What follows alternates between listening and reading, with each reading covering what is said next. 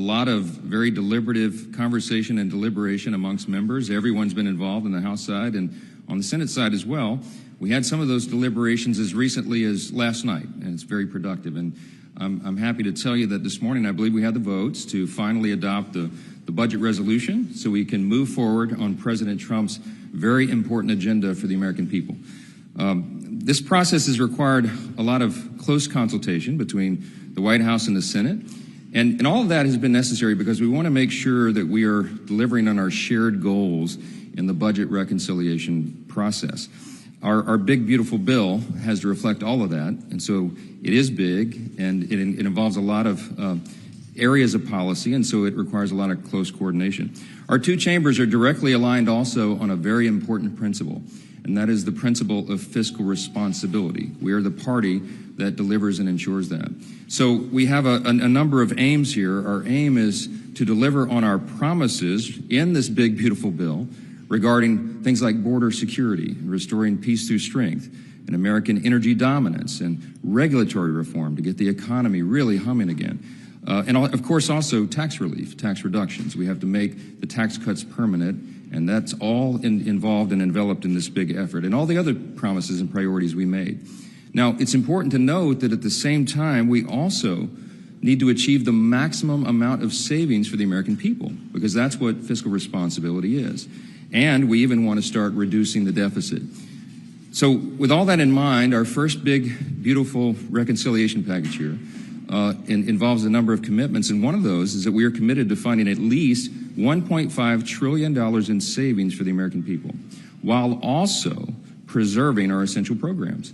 The Democrats are out right now trying to make hay out of the fact that we're going to gut Medicaid and all these other things. It's just simply not true.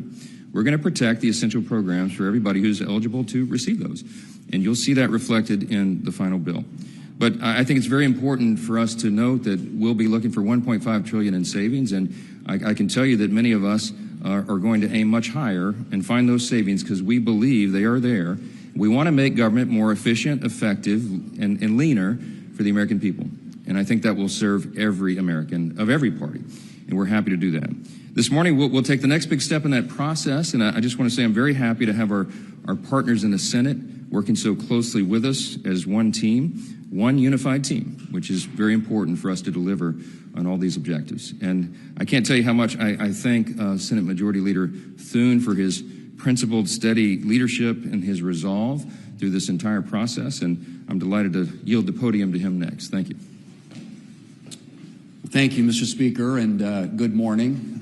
Lot of work been going on here the last few days, but what I can tell you is that I think, as you know, last week that there were 51 Senate Republicans that passed a budget resolution that seeks to accomplish all the things that the Speaker outlined. We are all aligned on the need to make the 2017 Trump tax cuts permanent, to restore American energy dominance, to grow our economy, and to make a generational investment in our border security, and also make sure that we are ready militarily to deal with any of the threats that the country faces around the world. And those are all things that are addressed in this budget resolution, which is why it's really important that we act. The budget resolution, as you know, is the first step. It unlocks budget reconciliation, which is where all this can be achieved. But one of the principal objectives in our budget resolution and in the House's, as outlined by the Speaker, is spending cuts. We have got to do something to get the country on a more sustainable fiscal path, and that entails us taking a hard scrub of our government and figuring out where we can find those savings.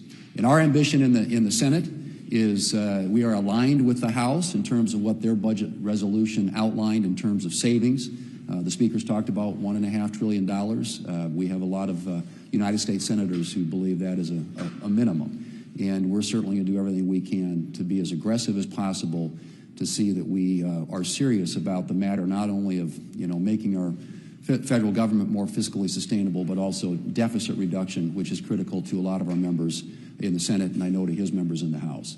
So we're ready to move forward. I'm hoping that the Speaker and his team and his House colleagues can succeed today, get the budget resolution passed, and that will set us up for the next step in this process, which enables us to achieve all the things on President Trump's agenda, including those I just outlined, but absolutely essential that we work really, really hard to see what we can do to make government smaller, more efficient, and more accountable to the American taxpayer. Thank you. Thanks so much. Thanks.